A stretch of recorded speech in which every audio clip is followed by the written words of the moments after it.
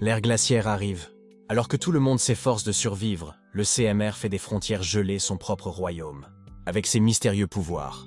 Au milieu d'une ville gelée méconnaissable où toutes les infrastructures ont été fermées, tous les moyens de transport paralysés, un rapport urgent indique que la Terre est finalement entrée dans une nouvelle ère glaciaire à un rythme rapide. Le courageux correspondant a affronté le froid aussi fort qu'il le pouvait, son micro gelant à chaque seconde qui passait, alors qu'il informait tout le monde que les températures mondiales allaient continuer à chuter sans aucun signe d'arrêt. Mais il exhorte le public à ne pas perdre espoir. En serrant le poing, il a exprimé sa confiance dans le fait que le gouvernement n'avait pas oublié ses citoyens en ces temps difficiles. Tant qu'ils resteront unis, les citoyens de cette nation forte surmonteront cette crise décourageante. Alors qu'il s'apprêtait à débiter une nouvelle propagande sur l'unité pour calmer les masses, un avion gelé a atterri en catastrophe au beau milieu de la ville, écrasant le journaliste et toute son équipe. Un homme a regardé le dernier plan du dernier journal télévisé diffusé par la dernière chaîne de télévision du pays. Il l'a regardé sur un écran misérablement gelé. Après que l'avion se soit écrasé sur l'équipe restante de la chaîne d'information, la télévision s'est finalement arrêtée sur les parasites. Fini la couverture de ce qui se passe à l'extérieur. La chambre de notre protagoniste, Han Feng, donne l'image de quelqu'un qui a essayé de se battre, mais qui a finalement abandonné. Il n'a même pas pris la peine de nettoyer le peu de matériel qui lui restait. Les alentours de son entrée sont remplis de cartons d'objets inutiles et de provisions qui s'amenuisent. Dehors, quelqu'un a frappé assez fort et l'a appelé en panique. Entendant enfin l'appel incessant de son nom, Han Feng se leva de son appartement crasseux et gelé, prit une batte d'acier modifiée avec quelques clous, des traces de sang encore visibles sur sa surface, et se dirigea vers la porte. Han Feng était décharné. Il portait les vêtements d'hiver les plus épais possibles, mais cela ne suffisait pas à lutter contre le froid. Il jeta lentement et prudemment un coup d'œil au Judas pour voir qui se trouvait de l'autre côté de la porte. Ce qu'il a vu l'a choqué. Mais elle l'a aussi un peu excité. Il s'agissait d'une femme qu'il connaissait bien avant l'ère glaciaire. Elle portait également ses vêtements d'hiver les plus épais, mais le fait d'être dehors, exposée aux éléments, lui faisait rougir le visage et frissonner de façon incontrôlée. Han Feng ouvre la porte en rougissant légèrement. Cette femme s'appelle Iona, et il n'a aucune idée de ce qu'elle fait devant sa porte. Tenant toujours la batte, il la presse de rentrer à l'intérieur, où il fait plus chaud et où elle est plus en sécurité. De nos jours, le monde extérieur s'est transformé en une terre dangereuse et sans loi. Iona ouvre la porte pour entrer dans la chambre relativement plus sûre de Han Feng. L'instant d'après, elle l'attrape par le col et pose ses lèvres sur les siennes. Son petit bonnet est même tombé à cause de la vitesse à laquelle elle s'est déplacée. Han Feng fut surpris, mais il ne recula pas, et ses joues devinrent encore plus rouges. Ce baiser profond et passionné a duré beaucoup trop longtemps, si vous voulez mon avis. Mais laissons notre garçon s'embrasser un peu au milieu d'un couloir abandonné à l'extérieur de sa maison. Lorsqu'ils se séparèrent, Han Feng et Iona respirèrent bruyamment. Leur langue est toujours sortie, la salive coule toujours. C'est la fin du monde, et c'est ce qu'ils font. C'est tout à fait compréhensible. Réalisant ce qui venait de se passer, Han Feng se retira et demanda ce qui avait bien pu se passer chez cette femme, pour qu'elle l'attrape et l'embrasse à la seconde où il ouvrait la porte. Tout en essayant de reprendre son souffle, elle avoua qu'elle avait réalisé que Han Feng était l'homme qu'elle aimait vraiment depuis tout ce temps. Des larmes commençaient à se former au coin de ses yeux expressifs, tout en lui disant qu'il était celui avec qui elle était censée être depuis le début. Il faut une crise pour voir le vrai visage de quelqu'un, pour voir qui se soucie vraiment de vous, qui sera là pour vous, quelles que soient les difficultés. En parlant de dureté, Iona a voulu prouver que ce qu'elle disait était vrai en prenant les mains de Han Feng et en les plaçant contre sa poitrine pour sentir la vitesse à laquelle son cœur battait. Elle a promis qu'elle serait prête à faire n'importe quoi pour qu'ils puissent être ensemble maintenant. Entendre le mot « n'importe quoi » a anéanti tout semblant de rationalité dans le cerveau de notre garçon. Tous les drapeaux rouges sont devenus verts. Pour sceller définitivement l'affaire, Iona a commencé à presser ses cuisses contre le mât de Han Feng tout en grinçant et en l'attirant plus près. Il n'avait aucune chance. Le monde était peut-être enfermé dans la glace et les réserves étaient peut-être faibles, mais il chauffait comme jamais auparavant, et quelque chose s'élevait dans les régions les plus basses. Han Feng regarda Iona droit dans les yeux, tandis qu'elle lui caressait tendrement les joues. Il avoua que les mots qu'elle venait de prononcer comptaient beaucoup pour lui. Cependant, le cadre de la porte n'est pas le bon endroit pour qu'il continuât. Iona l'a doucement fait taire pour qu'il ne dise plus un mot. Tout ce qu'elle veut, c'est que Han Feng ferme les yeux et ressente le moment présent. Contre son esprit logique, Han Feng fit ce qu'elle lui demandait. Maintenant que ses yeux sont fermés, il demande ce qui est censé se passer ensuite. C'est alors qu'un autre type entre, agrippé à la porte de manière inquiétante. Cet homme mystérieux ouvrit grand la porte gelée, s'accrocha à la tête de Han Fang et frappa une arme contondante avec une intention meurtrière. Le pauvre Han Fang ne l'avait pas vu venir. Son crâne fut écrasé alors que ses yeux étaient fermés. C'était un désordre sanglant et brutal. Une attaque sournoise et cruelle éclaboussa de sang l'entrée de l'appartement. Yona et l'homme mystérieux entrent dans l'appartement. Elle tremblait et bégayait, apparemment choquée que son partenaire dans le crime ait pu tuer Han Fang. L'homme se moqua et lui dit d'arrêter de jouer les innocents, car elle savait que c'était la seule façon dont cette rencontre pouvait se dérouler. Le monde a sombré dans l'enfer il y a bien longtemps. Ce n'est pas une bouche de moins à nourrir qui va changer quoi que ce soit. Assez de s'attarder sur l'attaque brutale. Il est temps de voir ce que cet idiot de Han Fang a accumulé. S'ils jouent bien leurs cartes, ils pourraient même obtenir assez de provisions pour survivre jusqu'à l'arrivée des secours. Le pire, c'est que Han Feng ne mourut pas immédiatement. Il était allongé sur le sol glacial, tremblant d'agonie tandis que le sang qui s'écoulait de sa blessure à la tête gelait dès qu'il sortait. Il ne savait pas vraiment ce qui s'était passé, mais il ne pouvait pas bouger. Peut-être que c'est arrivé. Peut-être était-il enfin en train de mourir. Il peut enfin savoir ce que l'on ressent lorsqu'on perd la vie. La dernière chose qu'il a vue, c'est l'homme mystérieux et la sorcière maléfique, Yona, qui flirtaient à quelques mètres de son corps sans vie. Il l'a touchée à des endroits dont il ne pouvait que rêver, en lui promettant de la récompenser pour sa performance de meilleure actrice qui a rendu toute l'opération possible. Alors que les yeux de Han Feng se fermaient en pour de bon, la haine qu'il ressentait pour ce cœur froid était insupportablement lourde. Il se jura que s'il y avait une prochaine vie, il ne se laisserait plus jamais être un chiot en mal d'amour. Dans les ténèbres vides où il était plongé, Han Fang commença à voir de petites gouttelettes de lumière. Il s'agissait au départ d'une petite tache qui se transformait en quelque chose de plus grand et de plus substantiel. Alors qu'elle devenait encore plus brillante, Han Fang commença à se demander ce qui se passait. Inconsciemment, il tendit le bras. Sa peau était translucide, comme s'il s'agissait d'une entité entièrement différente. La lumière chaude l'attirait après avoir souffert du froid interminable du monde réel. Que ce soit le chemin du paradis, mais la lumière dorée a soudain changé de couleur et est devenue rouge. Quel genre de paradis a cette couleur cramoisie? Après avoir été appâté par la lumière dorée et avoir tenté de l'atteindre, Han Fang, ou du moins une construction abstraite de son corps, sentit ses membres se faire déchiqueter comme s'il passait dans un hachoir à viande. Rien ne va plus pour cet homme. La lumière cramoisie ne tarde pas à recouvrir tout son corps, tandis qu'il pousse un misérable cri d'agonie. Son corps translucide se désintègre morceau par morceau. Le néant sombre fut rempli de son essence dispersée, et Han Fang avait disparu. Ressentant encore la douleur d'avoir été broyé et déconstruit atome par atome, il s'est réveillé en sueur froide, criant pour sa vie. La douleur était bien trop réelle. Il a été séduit et a fermé les yeux, a reçu un coup de tête parce qu'il était trop excité, est mort d'une mort déprimante, s'est réveillé dans un vide, s'est fait piéger et a été arraché d'un niveau atomique, et maintenant il ne sait pas où il est. Il regarda autour de lui, et le soleil brillait à travers son balcon. Son lit moelleux et confortable était beau et propre. L'air était frais lorsqu'il soulevait ses rideaux. Han Fang était loin du monde cruel auquel il s'était habitué. Il lui a fallu 30 minutes pour assimiler les choses extraordinaires qui lui étaient arrivées au cours des dernières heures. Il a passé ces 30 minutes à se délecter de la vue parfaite sur le quartier résidentiel qui surplombe son appartement. Han Fang n'en revenait pas que le soleil brille à nouveau. Sa chaleur et sa lumière lui manquaient. Il pensait qu'il ne ressentirait plus jamais ce genre de confort et de chaleur. Il vient de vérifier la date et il semble que nous soyons le 28 juin au matin. Autant qu'il s'en souvienne, l'apocalypse de l'ère glaciaire commencera le 15 juillet.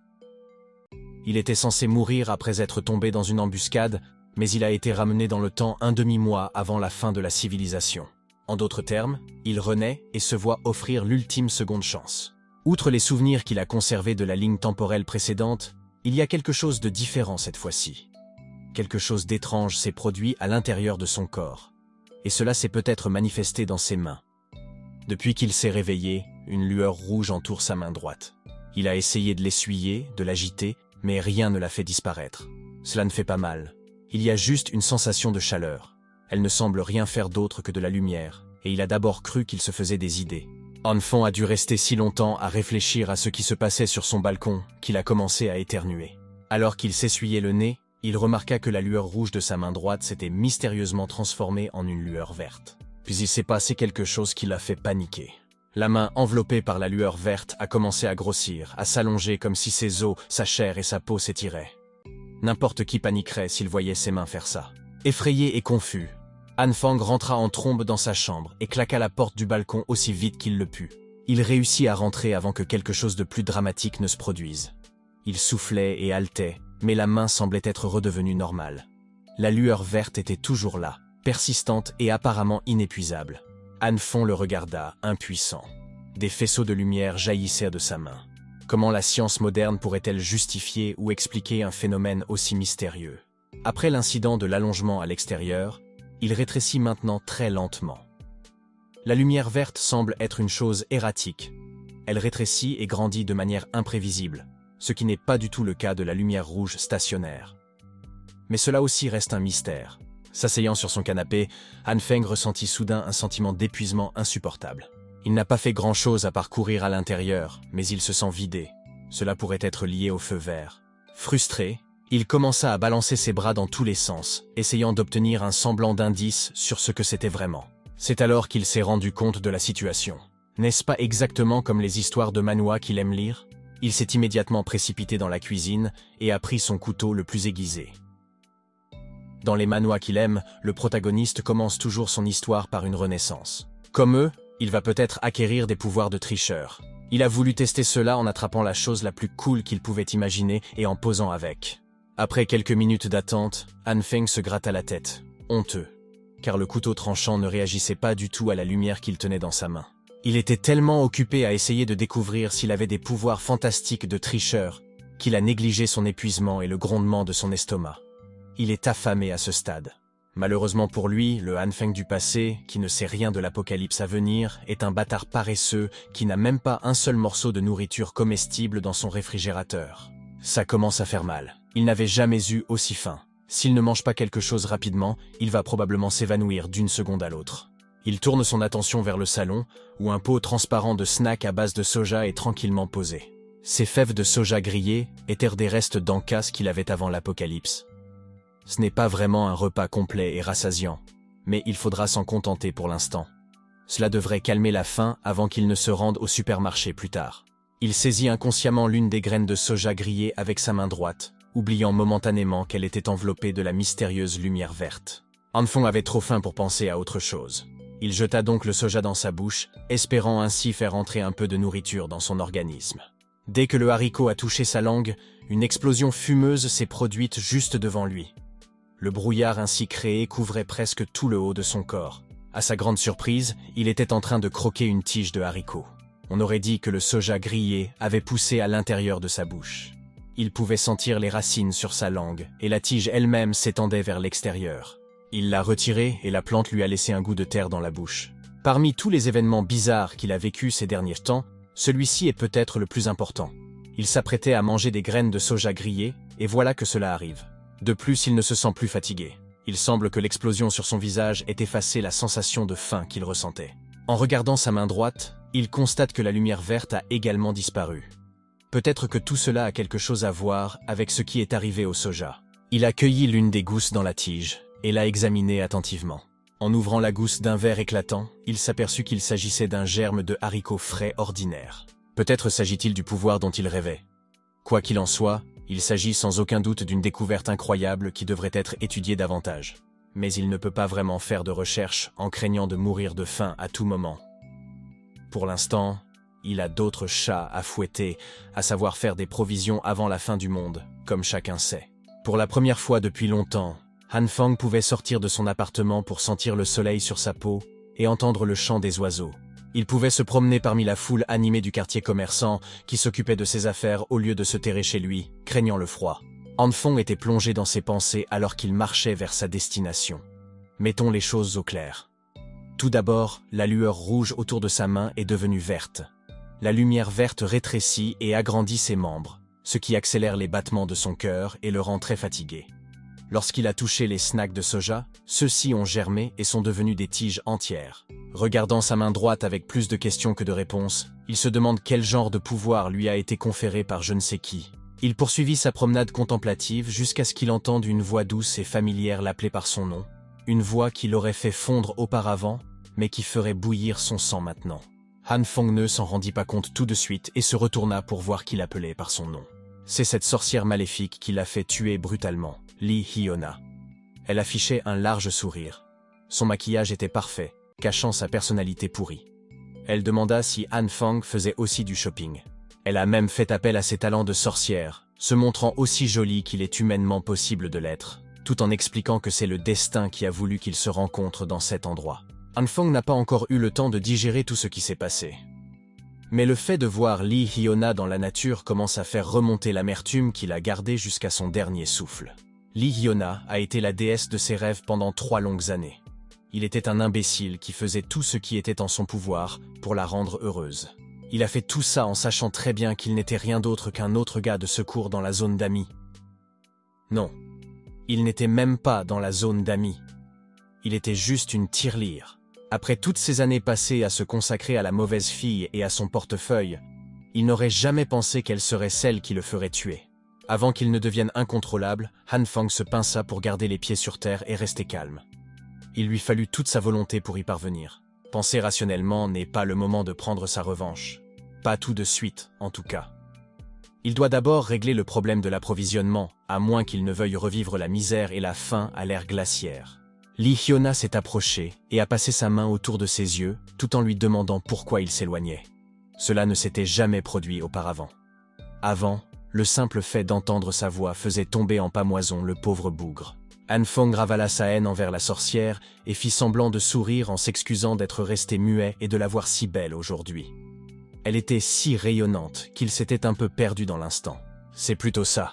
Lee Hyona rit timidement et lui demande comment il est parvenu à faire des répliques aussi fluides. Ses lèvres se soulevèrent en un léger sourire confiant, pensant qu'il avait réussi à faire manger ce garçon dans la paume de ses mains. Elle a donc tenté de tuer le cœur en prenant la pose la plus adorable de son arsenal.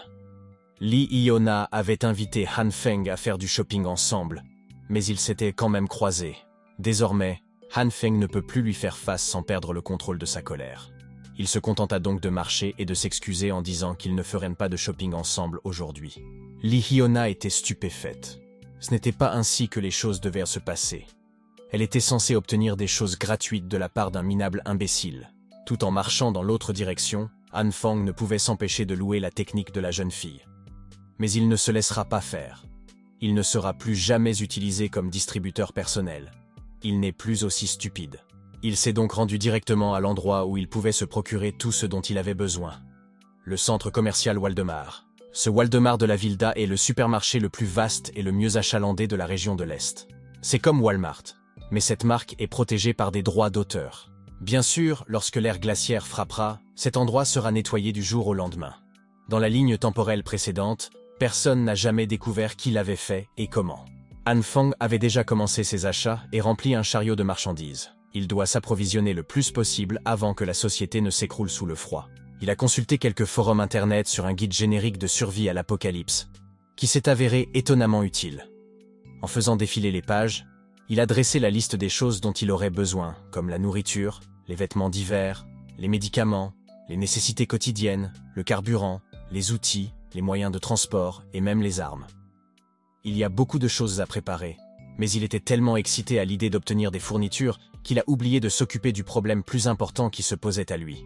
Le solde de son portefeuille personnel n'était que de 15 000 yuan, soit un peu plus de 2000 USD.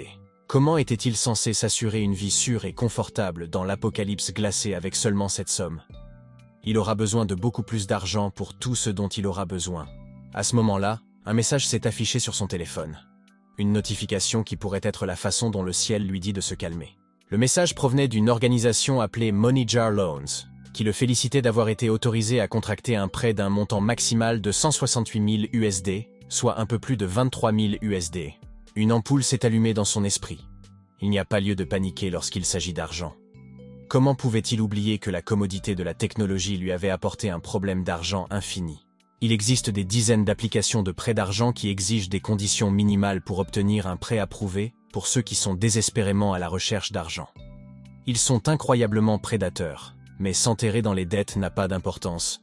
car il n'aura pas à les rembourser une fois que l'apocalypse aura battu son plein. Dans le quartier commerçant, une dame donne un coup de pied rageur dans une canette de soda vide sur le trottoir. Elle est manifestement contrariée par quelque chose.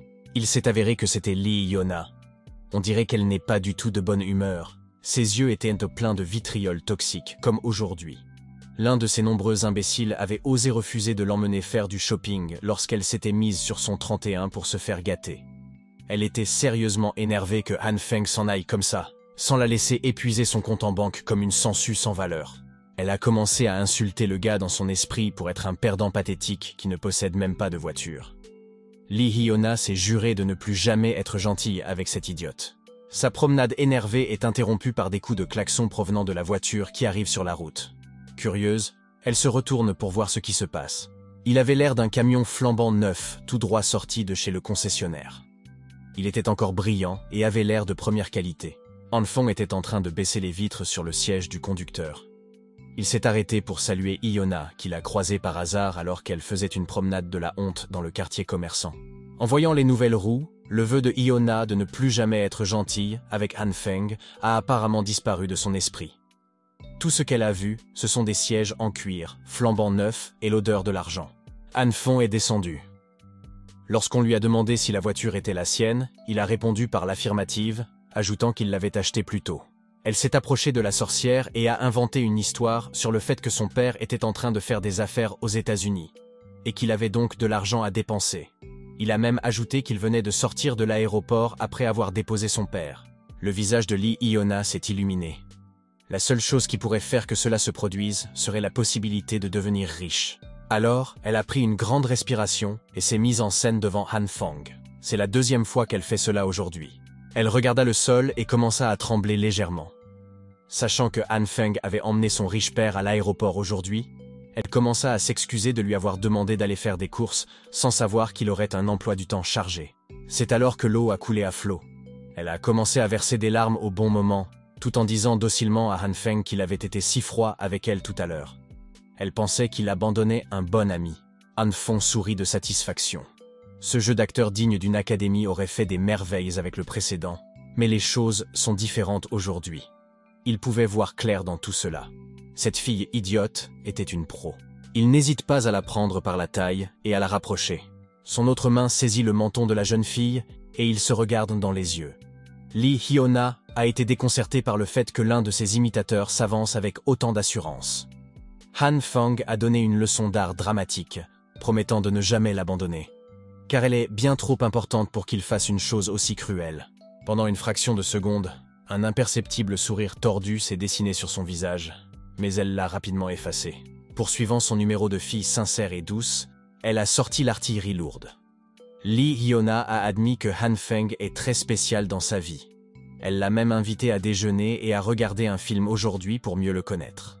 Alors qu'elle s'apprêtait à lui demander sa réponse, Han Feng était déjà parti comme le vent. C'était la fuite parfaite, sans qu'on s'en aperçoive. Hyona est resté sans voix. Sa confession sincère était en fait dirigée vers rien d'autre que l'air. Han Feng était déjà en train de bricoler les piles de carton à l'arrière de son camion. Il s'amusait à se plaindre de la quantité de choses qu'il devait encore transporter et de son emploi du temps chargé. Manifestement furieuse que son attaque n'ait pas porté ses fruits, Lee Hyona fait de son mieux pour garder son calme de gentille fille en lui demandant pourquoi il a acheté tant de choses. Il lui répond que tout cela n'a rien de spécial. Il a juste pris des choses qu'il aime. Pour tourmenter encore plus la sorcière, Han Feng mentit comme un arracheur de dents et lui dit avec enthousiasme qu'il avait aussi un cadeau pour la dame. Ne voulant pas en faire trop, Lee Hyona a fait un signe d'adieu alors qu'elle se dirigeait vers sa maison. Elle a souri et a dit qu'elle attendait ce cadeau avec impatience. Dès qu'elle tourne le dos à Han Feng, son supposé plus grand simpliste, un sourire narquois apparaît sur ses lèvres, fière de la façon dont elle a géré sa tirelire. D'un autre côté, Han Feng s'amusait à jouer avec la sorcière. Connaissant cette femme, il savait qu'il ne pouvait pas la laisser découvrir son petit stock de provisions. Tout cela lui permettra de survivre à l'apocalypse après tout. Lee Hyona n'a plus qu'à attendre son tour. Une fois le monde terminé, Han Feng s'assurera qu'elle aura ce qu'elle mérite. Ce type mystérieux qui l'a frappé à la tête aussi. Son anxiété face à l'effondrement inévitable de la société commence à se dissiper. Han Feng commence même à se réjouir de ce qui va arriver. Le jour suivant est arrivé. le 29 juin. Une fois de plus, le 15 juillet sera le jour J. Ce sera le début de la fin. D'abord, il y aura une neige abondante, puis la température chutera drastiquement jusqu'à 20 degrés Celsius à une vitesse alarmante. Au cours du mois suivant, les températures continueront à chuter progressivement jour après jour, atteignant jusqu'à 70 degrés Celsius. À ce moment-là, le monde sera entièrement recouvert de glace et de neige, et il sera presque impossible de sortir. La première chose que Han Feng mit en sécurité fut son abondante réserve de nourriture. Outre le volume des stocks, il a également besoin que tout soit emballé et scellé de manière sûre. Il ne faut pas que les voisins se rendent compte qu'il se passe quelque chose. Ils ne doivent pas soupçonner qu'il accumule de grandes quantités de nourriture. C'était un travail fatigant. Certaines fournitures sensibles ont dû être déplacées la nuit, quand il n'y avait personne. Han Feng ne fait confiance à personne pour l'aider. Il doit donc se débrouiller seul. Lorsque l'ère glaciaire apocalyptique commencera, le réseau électrique sera extrêmement instable. C'est là que son dernier achat se révèle intéressant. Un générateur robuste et suffisamment de carburant pour le faire fonctionner pendant au moins une année entière. L'électricité étant assurée, il doit maintenant envisager la conséquence fatale de l'arrêt du système de chauffage de l'immeuble. Il a dû faire appel à des entrepreneurs spécialisés pour modifier sa maison afin qu'elle dispose d'un chauffage indépendant. Han Feng a également commandé des portes et des fenêtres renforcées. Il avait besoin d'une pièce dédiée pour stocker toutes les fournitures qu'il avait accumulées, et il a donc utilisé une chambre vide pour y ranger tous les éléments essentiels. Le temps de préparer tout ce qui figure dans son petit carnet de survie, nous sommes déjà le 14 juillet. Il ne reste plus qu'un jour avant que la température ne chute et que le chaos ne s'installe. La prochaine étape sur sa liste est l'événement principal qu'il a repoussé par incertitude pendant tout ce temps. Il est temps de s'atteler à la tâche et d'étudier sa mystérieuse capacité. Han Feng a préparé un repas maison pour le dîner tout en réfléchissant à sa survie dans l'apocalypse de l'ère glaciaire qui s'annonce. Lorsque les choses deviendront difficiles, il ne pourra pas compter uniquement sur les provisions qu'il a accumulées. Mais il a une réponse possible à ce problème. Son pouvoir de manipuler les plantes d'une manière mystique pourrait être son seul espoir d'un avenir durable. Le repas qu'il a préparé avait pour ingrédient principal des graines de soja. En effet, ce sont les mêmes haricots qu'il a fait apparaître à partir d'un simple snack grillé grâce à son pouvoir. Il s'est creusé la tête et a essayé tant de gestes et de déclenchements possibles, mais les lumières ne s'étaient pas encore allumées. L'activation est tellement aléatoire qu'il est presque impossible de trouver le bon déclencheur. Pour l'instant, il est temps de procéder à un test gustatif risqué. Il doit s'assurer que les aliments créés grâce à ses pouvoirs sont comestibles. Qui aurait cru que goûter des haricots serait aussi éprouvant pour les nerfs? Han Feng a englouti la moitié de l'assiette de haricots sans aucun problème apparent. Même le lait de soja a passé le test du goût et de la sécurité. Alors qu'il mâchait son repas, la confirmation que sa capacité pouvait fournir de la nourriture comestible a changé la donne. Au moins, cela prouvait qu'il était théoriquement capable de produire de la nourriture. L'étape suivante est plus difficile et repose davantage sur des essais et des erreurs. Il doit découvrir comment utiliser les lumières rouges et vertes et les faire apparaître selon sa volonté.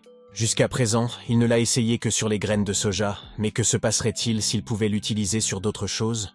En ouvrant son nouveau réfrigérateur, Han Feng s'est résolu à expérimenter et à voir si sa capacité fonctionnerait également avec d'autres plantes. La période de test s'est étendue de midi jusqu'à ce que le soleil soit sur le point de se coucher. Han Feng ne le savait pas, car il s'est évanoui en plein milieu de l'expérience. En ouvrant lentement les yeux, il s'aperçut qu'il tenait fermement quelque chose dans sa main droite. Une sorte de légume vert, un énorme brocoli. Se levant lentement du sol, il ne pouvait se préoccuper du désordre absolu qui régnait dans sa cuisine, car la douleur dans sa tête était infernale. Il avait l'impression que quelque chose frappait à l'intérieur de son crâne. Il devra tenir compte de cette sensation à l'avenir. Ce pouvoir a des effets néfastes sur le corps et l'esprit, et il ne peut être utilisé sans restriction, à moins qu'il ne veuille s'évanouir et se réveiller avec une migraine tous les jours. Après s'être levé, il a immédiatement pris une cuillerée de ses haricots pour refaire le plein d'énergie. Il s'est peut-être poussé à la limite aujourd'hui, mais il a au moins appris quelque chose d'essentiel sur cette mystérieuse capacité qui est la sienne. Il y a quelques heures, avant de s'évanouir, il a soigneusement rangé une sélection de produits sur le sol de la cuisine. Il a essayé d'utiliser son pouvoir sur certains d'entre eux, après avoir réussi à activer la lumière verte. Certaines plantes racines, comme les pommes de terre, n'ont pas réagi du tout à sa lumière verte, pour une raison inconnue, mais tous n'ont pas été des ratés. Certaines cultures se sont développées à partir des graines pour devenir des plantes à part entière, comme les tiges de soja. Le blé était l'une de ces cultures, et certains ne sont pas restés les mêmes et n'ont pas poussé jusqu'à devenir des cultures à part entière. Elles ont simplement explosé dans ses mains comme des mini-bombes. Cette expérience effrayante prit Han Fang au dépourvu. Après ces explosions, les plantes se transforment en une substance qui ressemble à du charbon, mais qui est très légère. Cette évolution n'était pas du tout conforme à ses attentes. Heureusement, il a pu trouver un usage décent à ces substances noires non comestibles. Elles sont utilisées pour chauffer l'espace comme du charbon lorsqu'elles sont placées dans un récipient et allumées. Venant d'un futur où la chaleur était un luxe, Han Feng aurait volontiers accepté ces petites boules de chaleur. Plus besoin de s'inquiéter pour rester au chaud à l'avenir. Après une série d'explosions, il a fait plusieurs tentatives, mais la plupart ont échoué. Il a continué à jeter les boules noires dans le seau, une par une. Lorsqu'il a acheté des graines, il a choisi d'adopter une position plus méditative, et s'est efforcé de contrôler sa respiration. Après quelques minutes de concentration intense qui l'ont fait suer à grosses gouttes, il a finalement obtenu le succès le plus important de cette expérience. Un gigantesque brocoli est apparu de manière choquante dans sa main. Avant que ses yeux ne s'éteignent et que sa conscience ne s'éteigne, il a remarqué que le taux de réussite de cette méthode était encore bien trop aléatoire. C'est alors que son corps heurta le sol. Heureusement, il était déjà assis sur le carrelage et la chute n'a pas été trop dure. Maintenant, il est réveillé et son ventre est plein de haricots. Il s'est amusé avec les brocolis tout en réfléchissant longuement et en ne parvenant toujours pas à trouver un modèle à cette capacité. Mais il ne peut pas abandonner. Il doit y avoir une sorte de principe derrière le fonctionnement de cette capacité. Il y a encore trop d'inconnus, mais il a fait des progrès décents aujourd'hui. Au moins, il a maintenant une certaine compréhension des conditions d'activation des lumières. Qui aurait pu penser que la clé pour activer cette étrange compétence se trouve dans sa propre conscience? Il lui suffit d'entrer en transe méditative. Sa méthode consiste à s'imaginer dans la nature, nu, libéré des contraintes de la civilisation humaine. En d'autres termes, il se met à nu. Dans son palais de l'esprit, il marche sur le sol pieds nus, son âme entrant en contact direct avec la terre où pousse la vie. La lumière du soleil embrasse sa peau tandis que toute la vie autour de lui s'harmonise. Tout comme Adam dans le jardin d'Éden, son corps et son esprit font partie du monde naturel, une résonance paisible de tout ce qui a de la vie. Une fois dans cet état d'esprit, il ouvre lentement les yeux et une lueur verte familière apparaît à nouveau. Cette capacité est directement liée à sa conscience. En partant de ce concept, il pouvait librement faire appel à la lumière verte. Maintenant qu'il en a fini avec tous les échantillons de plantes dont le taux de réussite est faible, il est temps de passer à un autre type de spécimen. La cible de la deuxième expérience serait cette fois-ci toutes sortes de viandes. Il approcha donc lentement sa main droite enveloppée de lumière verte d'un morceau de viande juteuse. Il s'y attendait déjà à moitié, mais il est tout de même décevant qu'il n'y ait aucune réaction. Peut-être que la lumière verte ne fonctionne que sur les plantes. Pensant que l'approche douce ne serait pas efficace, Han Feng saisit sa viande et la serra fortement en priant pour que sa main droite opère sa magie. Au bout de quelques minutes, il a dû se rendre à l'évidence que rien ne se passerait. La défaite et l'abattement se lisaient dans ses yeux fatigués. C'est alors qu'il a pensé à la sensation qu'il ressentait en méditant.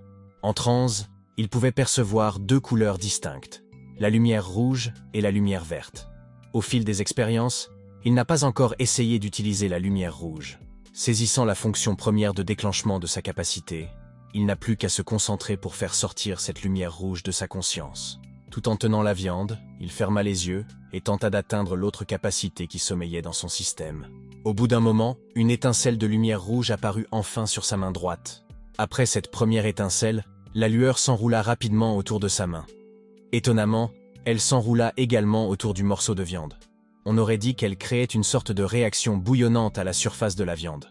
Quelques secondes de concentration intense plus tard, Han Fang ouvrit les yeux sur un tas putride de boue rouge foncé durci qui semblait tout droit sorti de l'enfer alors que la lumière rouge s'atténuait. Il a immédiatement jeté cette chose ignoble par terre, par pur dégoût. À sa place, vous feriez sans doute de même. Réalisant que cette boue défigurée pouvait apporter de précieuses informations, Han Fang s'accroupit sur le sol pour l'observer. Il toucha la chose, et elle était un peu molle. Voici donc comment les viandes réagissent à la lumière rouge. L'aspect est peut-être répugnant, mais la texture et la sensation générale indiquent que la viande a peut-être été cuite. Est-ce vraiment tout ce que la lumière rouge peut faire? Chauffer des choses? Les poêles et les casseroles pourraient faire la même chose et produire des repas plus appétissants que ce que c'est. Enfant refuse de croire que c'est tout ce qu'il y a à faire. En utilisant sa conscience pour déclencher ses capacités, il a pu comprendre ses capacités à un niveau plus profond. S'il devait décrire la sensation de la lumière rouge, il dirait qu'il s'agit d'un processus de désintégration. Sa prochaine expérience sur la viande semble bien meilleure que la première. Mais si c'est le cas, comprendre les concepts sous-jacents de ces deux lumières pourrait être plus facile qu'il ne le pensait au départ. Il saisit une grappe de graines de soja dans son tas de haricots et la serre fortement dans sa main droite. Dans sa main gauche se trouvait la lumière rouge et la viande cuite. Si la lumière verte représente l'évolution de la matière, la lumière rouge est le contraire, c'est-à-dire la désintégration. Puisqu'il teste déjà des concepts confus, que se passerait-il s'il combinait la lumière verte qui saisit les haricots et la lumière rouge qui saisit la viande?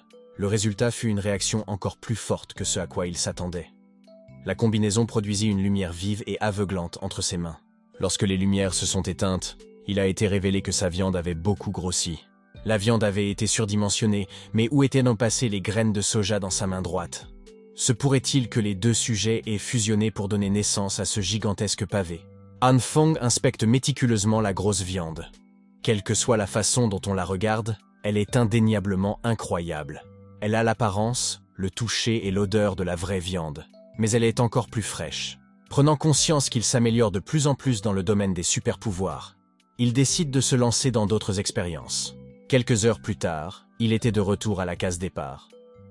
Le sol de sa cuisine était rempli de restes carbonisés de viande et de récoltes. Il piqua une colère frustrée, et tout ce qu'il essayait échouait lamentablement. Après avoir évacué toute cette exaspération, Han Feng se redressa et respira profondément. Il va mettre les expériences en pause pour l'instant. Il pourra toujours prendre son temps pour en comprendre les subtilités plus tard. Quoi qu'il en soit, la journée a été productive, même si elle s'est terminée sur une note amère et carbonisée. Han Feng peut déjà voir l'avenir s'il parvient à maîtriser ce mystérieux pouvoir. Cela ne fait aucun doute. Avec des ressources infinies, il serait l'homme au sommet de ce monde post-apocalyptique. C'est son rêve. Alors il pourrait mettre de beaux muscles à son image. En parlant de puissance, il a peut-être oublié l'un des aspects les plus importants de la survie. La nourriture seule ne suffira pas dans les jours à venir. Il sera complètement vulnérable avec tout ce butin s'il n'a pas une arme décente pour se défendre. Il s'empare rapidement des différentes récoltes qui jonchent son sol. Il doit se dépêcher de se trouver une arme avant que la température ne chute. En regardant par la fenêtre, on a l'impression que les premières étapes de l'apocalypse ont déjà commencé. La neige commence à tomber du ciel. Nous y sommes. Le public pourrait penser qu'il s'agit d'une soirée neigeuse typique, mais ce n'est pas le cas. Comme dans la chronologie précédente, c'est vraiment en train de se produire. L'effondrement de la civilisation moderne commence. En sortant, Han Feng craint que les températures ne descendent à moins 45 degrés dans la semaine. Il a besoin d'une arme, et vite. Mais l'achat d'une arme dans ce pays est illégal, et il n'a pas vraiment de relation avec le monde criminel. C'est alors qu'il entend un homme scandaleux crier et se vanter d'être un gars de la construction dont chaque projet rapporte des millions. Le type se vantait auprès d'un passant de connaître l'infâme Lao Wang du groupe Shigong Lita. Ils sont si proches, ils sont pratiquement frères. Han Feng pense avoir déjà vu ce voyou. Un abruti à la mode exagérée, bardé de bijoux à l'authenticité douteuse et de vêtements de ville exagérés. Un type qui offre des cigarettes à tout le monde pour une raison ou une autre. Dans le quartier, les gens appellent ce voyou aux cheveux blanchis et aux cigarettes Joe le sans-abri. Le vrai nom de Joe le sans-abri est Li Ziyi. Il aime que les gens l'appellent Frère Li, et il vit dans le quartier de Han Feng. Il a la réputation d'être responsable des projets de sous-traitance et connaît tout le monde dans le quartier. Si vous lui offrez des cigues, il n'acceptera pas d'autres marques car il ne fume que des oisies. Les autres marques le font tousser. Il aide toujours son grand frère dans ses projets et se réjouit d'aller au sauna. En réalité, ce clochard n'a pas de véritable travail, mais il a toujours l'air très occupé. On le voit souvent se promener au cours d'un appel téléphonique, criant des contrats d'une valeur de 20 ou 10 millions, comme s'il voulait que tout le monde entende à quel point il a du succès. Ce type est un mauvais payeur, mais Han Feng se dit que Joe le sans-abri a peut-être les relations nécessaires pour obtenir ce dont il a tant besoin. Il s'est donc approché du voyou, l'a appelé Frère Li, et lui a dit que cela faisait longtemps qu'il ne s'était pas vu. Han Feng fit un signe de la main avec un sourire gêné, car il ne savait pas comment ce type allait réagir. Frère Li agacé Li a demandé s'ils se connaissaient en s'approchant. Plus jeune que Li, il s'est présenté sous le nom de Shaohan, un peu comme s'il disait « petit frère ». Il a juré qu'ils s'étaient rencontrés il y a un certain temps, alors j'ai dû oublier. Le voyou s'est plaint d'avoir été débordé de travail ces derniers temps, et on ne peut donc pas le blâmer pour sa mauvaise mémoire. Mais il était assez réceptif à la discussion. Han Feng était trop prudent, car il s'apprêtait à demander quelque chose de très illégal. Il inspecta la zone, regardant de gauche à droite pour s'assurer que personne ne pouvait entendre ce qu'il s'apprêtait à dire. Il s'approcha ensuite de Frère Li et lui demanda directement l'arme dont il avait besoin pour se défendre dans les jours à venir. Li a sursauté d'effroi et a demandé pourquoi il aurait besoin d'une arme. Ce n'est pas bon signe. Se sentant comme un criminel coupable, Han Feng devait quand même faire face à cette situation, car il ne voyait personne d'autre qui puisse l'aider à résoudre son problème. Li a commencé à parler sérieusement, voulant mettre les choses au clair avant qu'elles n'aillent non plus loin. Il a insisté sur le fait que son organisation ne se livrait à aucune activité illégale, et que les armes à feu étaient une affaire sérieuse. Il a laissé entendre qu'il avait les relations nécessaires, mais qu'il n'était pas du genre à mêler des gens ordinaires à des activités dangereuses. Han Feng a repoussé le sac Louis Vuitton douteux du voyou hors de sa vue et a insisté sur le fait que Frère Li avait tout déformé. Il se renseignait sur les armes à feu nécessaires à son autodéfense, car il a été impliqué dans une rancune personnelle désagréable. C'est ainsi que Han Feng commença à mentir comme un arracheur de dents avec une histoire qu'il inventait au fur et à mesure qu'il parlait. Selon lui, un jour qu'il se rendait au travail à vélo comme d'habitude, il est tombé sur un vieil homme qui crachait partout sur la piste cyclable. C'était tellement dégoûtant, et pour ne rien arranger, le vent emporta l'un de ces dégoûtants crachats en plein dans le visage de Han Feng, alors qu'il ne faisait que s'occuper de ses affaires. Furieux de voir ce vieil homme révolté, Han Feng a jeté son vélo sur le côté et a fait face au vieil homme. Qu'est-ce qu'il a fait, ce salaud? L'enfoiré a décidé de lui cracher dessus une nouvelle fois alors qu'il était en train d'exprimer ses griefs. Il n'en pouvait plus et a fait régner la justice de la rue sur ce vieil homme dégoûtant. Il lui a administré une bonne vieille raclée au milieu de la route, sous les yeux de tous. Alors que le vieil homme s'en allait avec ses vêtements en lambeaux et son visage en désordre, le bâtard jura qu'il se vengerait de Han Feng pour cette humiliation. Le lendemain, ce vieil homme était rafistolé et attendait Han Feng sur la route habituelle des vélos. Cette fois, il était accompagné de quelques hommes de main. Ils ont tabassé Han Feng et l'ont menacé de recommencer s'ils le voyaient en quelque part. Ses vêtements sont en désordre, son visage est couvert d'ecchymoses et son corps est blessé. Il n'a jamais été aussi humilié de sa vie. C'est pourquoi il veut une arme pour se défendre. C'est la version courte et longue de l'histoire. C'est l'histoire qu'il a pu inventer sur place. Et il semble que ce soit très efficace. Frère Li fulminait de colère en imaginant ce vieux con cracher sur la route et frapper Han Feng. Un tel comportement incivilisé ne devrait pas être toléré. Ce n'est pas vraiment le but de l'histoire de Han Feng, mais au moins, il avance. Frère Li lui a tapoté les épaules et lui a assuré que cette vendetta serait réglée. Il a assuré à Han Feng qu'il s'occupait de notre garçon. Il n'a qu'à passer un coup de fil à son grand frère et ils iront chercher l'arme. Han Feng commençait à douter d'avoir pris la bonne décision en approchant ce type. Après ce discours musclé, Frère Li l'a invité à se rendre à la gare et à monter dans le bus avec lui. Son excuse était que sa Panamera était en cours d'entretien à l'atelier et qu'il ne pouvait donc pas se rendre au siège. Han Feng, lui, a assuré que le transport ne poserait pas de problème. Après tout, sa voiture est garée juste à côté. Le véhicule flambant neuf attira immédiatement l'attention de cette bête de foire. Pendant le trajet jusqu'à son grand frère, Li n'a cessé de répéter que Han Feng menait la belle vie et a demandé combien coûtait cette nouvelle voiture. Il s'agit d'environ 700 000 € d'argent emprunté. Alors qu'il donnait nonchalamment des instructions pour tourner à gauche à la prochaine intersection afin d'atteindre le prétendu bureau, Frère Li continuait à prendre des photos de lui assis dans les nouveaux sièges en cuir. Son pseudo sur les réseaux sociaux était « Beau mec épicé ». Et le post de ce soir était une photo de son visage d'abruti avec une légende se plaignant du fait que le siège de son SUV est encore trop dur pour s'asseoir parce qu'il est neuf. Ils se sont arrêtés dans l'un des quartiers les plus chics de la ville. Des gars à l'air dur campèrent dehors, se plaignant du mauvais temps. On ne peut pas leur en vouloir. En une nuit, on est passé de l'été à l'hiver le plus rigoureux. En voyant arriver des roues à l'aspect impeccable, tout le monde se tourne vers la personne qui s'apprête à sortir de la voiture. Voyant qu'il s'agissait de Lizzie, ils se sont précipités vers lui pour lui demander ce qui se passait. Frère Li leur a simplement dit qu'il avait des choses à régler avec le chef Liu. Les autres voyous ont supposé que le nouveau SUV Tiger appartenait à Li et ont commencé à le harceler au sujet du prix. Li n'a pas nié. Il s'est même vanté d'avoir dépensé 700 000 $ pour cette voiture. Han Feng n'est pas contrarié pour autant. Se vanter de posséder la voiture avec tant d'assurance alors que le véritable propriétaire se tient à proximité est une sorte de démarche éhontée. Dès qu'ils entrèrent dans l'établissement, celui qu'on appelait le patron Liu, un homme à l'allure de gangster pur et dur, sortit, contrarié que Big Mouth Lee le dérange si tard dans la soirée. Frère Lee s'est visiblement montré beaucoup plus réservé devant le patron, offrant même poliment ses sigles. Mais le grand patron n'a pas le temps de s'occuper de ce genre de choses. C'est un homme très occupé. Frère Lee a présenté leur petit frère, Han Feng, comme l'acheteur de quelque chose de spécial, un pistolet. Le chef Liu a voulu vérifier s'il avait bien entendu. Dès que le grand patron l'a regardé, Han Feng s'est figé de peur. Il ne savait pas ce qui se passerait s'il faisait le mauvais geste ou disait la mauvaise chose. Le chef Liu le fixait en silence, cigarette à la bouche, semblant le scruter de la tête aux pieds. Le grand homme se fendit alors d'un sourire.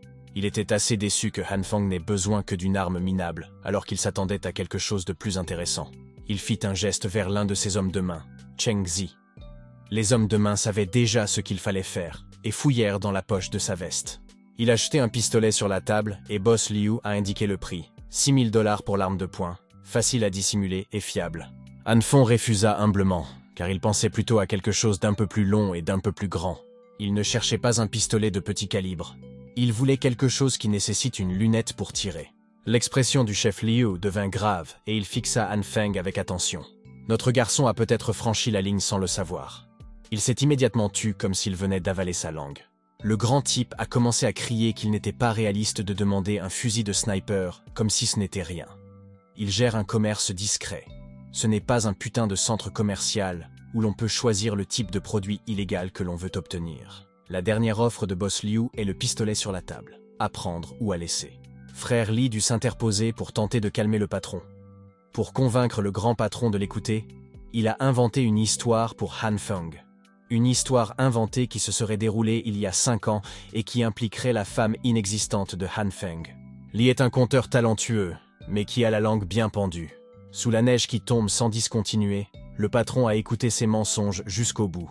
L'histoire devait être phénoménale, car le chef Liu était si furieux qu'il faillit casser la table en deux. Il n'arrêtait pas de répéter à quel point ceux qui avaient fait du tort à Han Feng étaient dégoûtants. Apparemment, Han Feng avait eu 3 enfants avec une femme inexistante, mais il s'est avéré qu'aucun d'entre eux n'était le sien. Han Feng ne bougea pas et se laissa aller à tous les mensonges. Même pour quelqu'un surnommé Joe le sans-abri, cette histoire ridicule était trop exagérée, mais elle fonctionnait. Le chef Liu s'est engagé personnellement à ce que Han Feng reçoive son fusil de précision le plus rapidement possible. Il a promis qu'il s'en chargerait personnellement, mais que cela pourrait prendre quelques jours. Une fois de plus, les hommes de main de Xiangzi s'occuperont de tout. Le chef Liu voulait quelque chose de semi-automatique avec beaucoup de munitions pour que Han Feng puisse avoir ce dont il avait besoin. C'est inattendu, mais frère Li est venu à point nommé. Le grand type a également tendu l'arme à Han Feng.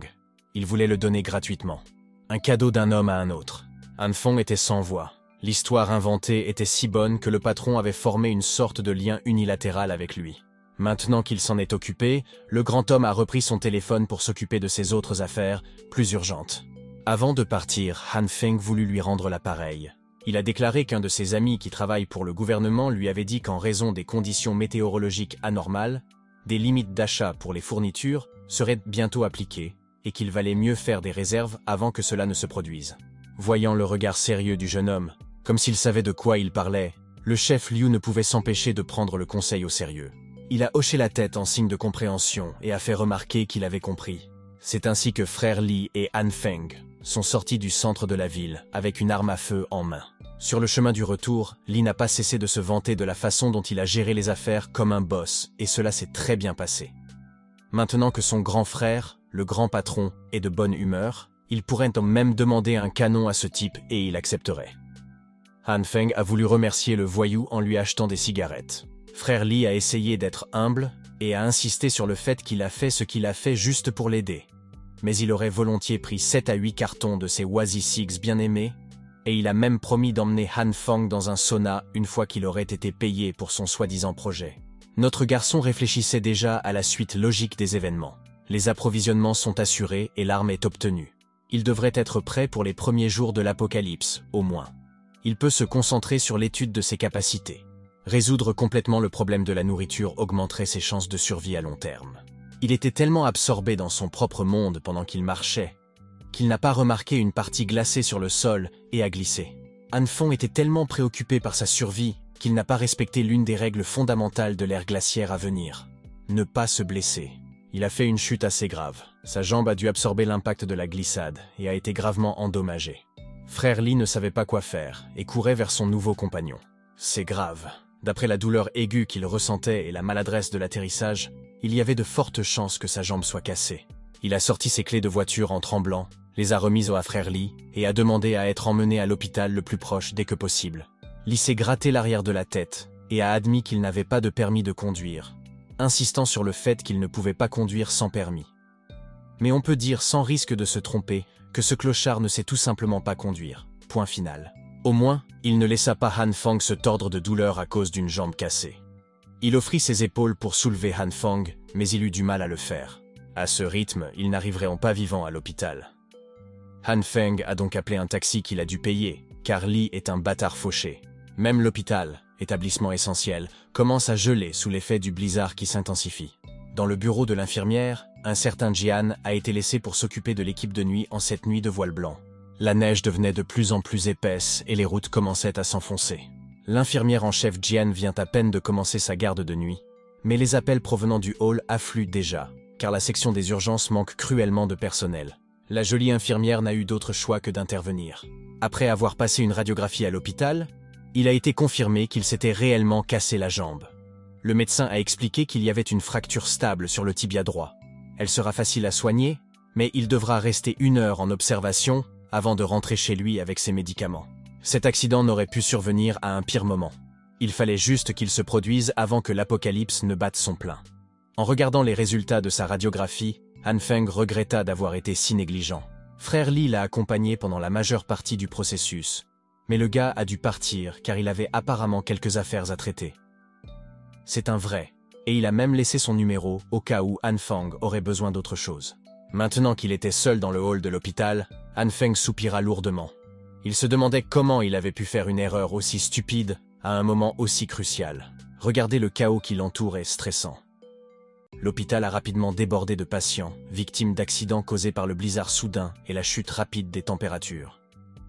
Les lits d'urgence s'alignent dans les couloirs, témoignage sinistre de l'aggravation de la situation à l'extérieur. Quant à lui, il voulait juste prendre ses médicaments et quitter cet endroit le plus vite possible avant que les routes ne soient définitivement fermées. Heureusement, son temps mort ne serait pas ennuyeux, car une déesse venait de passer devant lui. L'infirmière en chef Jian est venue renforcer la salle d'urgence qui manque de personnel. Le premier lit qu'elle a vérifié était celui d'un patient avec de lourdes blessures. Le lit suivant dans sa rotation était le lit 5, où les blessures d'un patient venèrent d'être nettoyées. Heureusement, les signes vitaux sont stables. Le lit 5 avait juste besoin d'une nouvelle dose de glucose dans 10 minutes. Elle a informé l'infirmière titulaire que si le rythme cardiaque du patient descendait en dessous de 80, il fallait immédiatement lui administrer de l'épinéphrine. Tout au long de la tournée de l'infirmière en chef, Han Feng ne pouvait détacher son regard d'elle. Elle était tout simplement incroyable. Être infirmière en chef à un si jeune âge, elle doit être un talent générationnel. De plus, il a vu comment elle s'occupait de toutes sortes de patients. Elle était gentille et incroyablement compétente. Elle avait l'air d'un être radieux au milieu d'un endroit sans espoir. De plus, elle était incroyablement belle. Elle travaillait dans l'équipe de nuit, mais son sourire ne s'est jamais démenti. C'était un véritable ange. Il était tellement amoureux que ses yeux se sont accidentellement portés sur des zones peu courtoises. Han Feng détourna immédiatement le regard par respect. Mais l'infirmière en chef Jian était bien trop inconsciente de ce qui l'entourait. Une vraie tête de linotte. Soudain, le vieil homme assis à côté de lui commence à attirer l'attention de la jolie infirmière en chef. Elle n'était pas vraiment tenue de s'occuper des patients en dehors de ses tournées. Mais elle a tout de même répondu à l'appel avec le sourire. L'infirmière en chef Jian s'est poliment excusée auprès du vieil homme et lui a demandé si elle pouvait revenir un peu plus tard pour l'aider, car elle devait encore prodiguer des soins urgents à certains patients pour pallier le manque de personnel. Le vieil homme s'est plaint d'avoir trop mal au dos. Il a expliqué que son mal de dos s'était aggravé ces derniers temps et qu'il voulait que l'infirmière en chef jette un coup d'œil pour voir ce qui en était la cause. En réalité, ce salaud n'était qu'un sale pervers qui essayait de filmer sous sa jupe. Ne remarquant pas ce qui se passait réellement, Jian a souri et s'est excusé une fois de plus, en disant que pour de tels problèmes de dos, il pourrait avoir besoin de programmer une radiographie juste pour être sûr. Le vieux pervers a commencé à se montrer insistant, l'incitant à jeter un coup d'œil rapide en lui montrant du doigt l'endroit où elle avait mal. Le salaud s'est même levé de son siège pour toucher l'infirmière Angélique de manière inappropriée. Jian, en tant qu'écervelée, s'est contentée de rire, car elle était naturellement chatouilleuse. Pour les problèmes de dos, il est vraiment conseillé d'attendre l'examen du médecin résident. Le pervers a commencé à la pousser, sa main descendant encore plus bas que sa taille. Cet acte dégoûtant aurait continué plus longtemps si quelque chose ou quelqu'un ne l'avait pas fait cesser. Une putain de béquille volante s'est écrasée avec force contre le vieux pervers, lui donnant un vrai mal de dos et lui arrachant le téléphone des mains. En bon professionnel de la santé, Jian veut s'assurer que le vieil homme va bien. Heureusement, Han Fang vint à sa rescousse, s'excusant humblement d'avoir fait voler sa béquille sur le côté, car c'était la première fois qu'il en utilisait une. Il s'est penché et a directement saisi le téléphone du vieux pervers en lui demandant ouvertement s'il était cassé ou non. Alors qu'il était sur le point de le toucher, le pervers s'est mis à transpirer nerveusement et à lui crier de ne pas s'approcher du téléphone. Han Fang n'a pas écouté. Il a marché jusqu'au côté de la pièce, a mis son bandage en désordre et n'a pas laissé ce putain de lâcheur s'en tirer en faisant quelque chose d'aussi dégoûtant. Dès qu'il a ouvert le téléphone, ses soupçons se sont confirmés. Il a regardé le sale type droit dans les yeux. Si les apparences pouvaient tuer, ce type serait déjà mort. La preuve était déjà là sur l'écran d'accueil. Ce pervers a eu le culot de filmer sous les jupes d'une infirmière qui travaille dur, et même de l'agresser. Han Fang n'a aucune raison de ne pas appeler la sécurité pour qu'elle escorte ce salaud jusqu'à une cellule de prison où les criminels aiment remettre les pervers à leur place. Han Fang garderait le téléphone, et la prochaine fois qu'il reverrait ce vieux salaud, il le menacerait de ruiner sa vie misérable et révoltante. Le vieux salaud savait qu'il n'avait pas d'autre choix que de s'enfuir et de ne plus jamais s'approcher de cet endroit, et cela l'exaspérait. À la première occasion, il s'est levé du sol de l'hôpital et s'est précipité vers la sortie comme si sa vie en dépendait. Quant à l'infirmière en chef Jian, elle ne comprenait pas comment quelqu'un qui se plaignait d'avoir très mal au dos pouvait courir aussi vite. Han Feng fut choqué de voir la personne la plus comiquement naïve qu'il ait jamais rencontrée. Il a décidé de lui montrer ce que le vieux schnock faisait avec le téléphone, en filmant sa jupe. D'après sa réaction, elle n'a vraiment rien remarqué d'anormal. Han Feng lui a tendu le téléphone avec la vidéo pour qu'elle puisse décider de l'effacer ou d'appeler les flics pour qu'ils arrêtent le propriétaire. Il lui a également rappelé d'être plus prudente pour que des gens comme ce pervers ne profitent pas de sa gentillesse. Elle sourit avec l'éclat de 1000 étoiles et demanda ensuite si la jambe de Han Fang était censée être blessée. L'adrénaline provoquée par le fait d'avoir pris ce vieux pervers en flagrant délit a dû engourdir la douleur de sa jambe cassée. Mais maintenant qu'elle était réglée, la douleur revenait en force et il hurlait d'agonie. Heureusement, l'infirmière en chef Jian est experte en réparation de ce type de blessure et remet rapidement le plâtre en place. Elle le regarde et lui demande s'il a encore mal. Han Fang la remercia de s'être occupée de sa jambe cassée et maintenant elle ne lui faisait plus mal du tout. À ce moment-là, c'est comme s'il n'y avait que 2 personnes dans la salle bondée. Jian lui rendit sa gratitude en lui promettant de ne plus jamais laisser de tels méchants s'en sortir avec elle. À partir de maintenant, elle leur donnerait un bon coup de poing. Han Feng voulait juste qu'elle soit plus consciente de son environnement. Comme elle laissait sa jambe cassée et ses pieds toucher ses oreillers de devant, il semble qu'elle n'ait rien appris du tout. Elle était toujours aussi désemparée et inconsciente. Alors que Han Fang a la tête dans les nuages, une autre infirmière appelle Jian, car son aide est requise sur les lits d'urgence. Avant de reprendre sa tournée, l'angélique infirmière en chef lui rappelle de ne pas oublier de revenir dans une semaine pour faire examiner sa jambe. Han Fang promit qu'il le ferait, mais il n'était pas réaliste de faire des projets dans une semaine. Il se contenta de sourire, impuissant, car lui seul savait ce qui se passait réellement dans le monde. Il prend la béquille qu'il a écrasée contre le vieux pervers et sort de l'hôpital en boitant.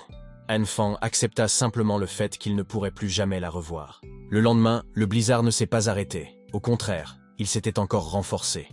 Il avait essentiellement gelé toutes les infrastructures et tous les services, faisant du simple fait de sortir un défi dangereux.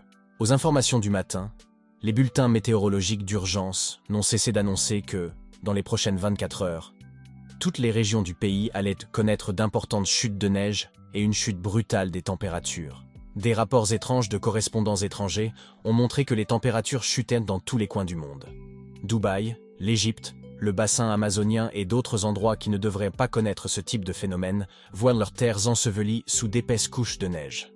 Les experts du pays, ainsi que des spécialistes de 46 autres pays, se sont précipités aux Nations Unies pour discuter de la cause de cette anomalie météorologique. Toutes les chaînes ont répété que les experts estimaient que cette vague de froid intense ne durerait pas longtemps. Elles terminaient toujours leur bulletin d'information par une annonce de service public invitant à prêter attention aux alertes de catastrophe et à suivre les dispositions prises par les autorités locales.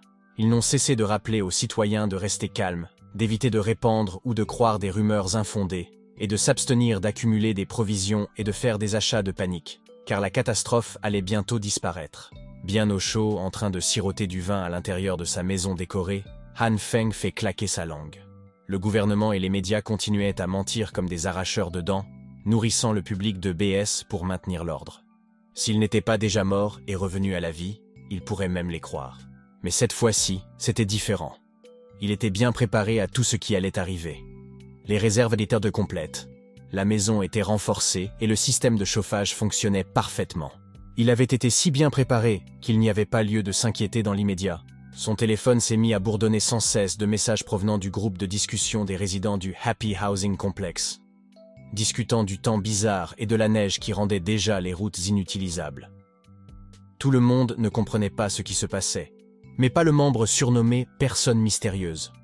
Cette personne a demandé l'attention de tout le monde pour les informer que la tempête de neige n'était pas causée par les conditions météorologiques normales, mais par quelque chose qui se trouvait à l'intérieur même de la Terre. La personne mystérieuse a proclamé que tout le monde devait tenir compte de ces paroles, car l'apocalypse de l'ère glaciaire était sur le point de commencer. Calypso. Personne n'était plus choqué que Han Feng après avoir lu ces messages. Qui est cette mystérieuse personne et comment peut-elle être au courant de l'apocalypse ?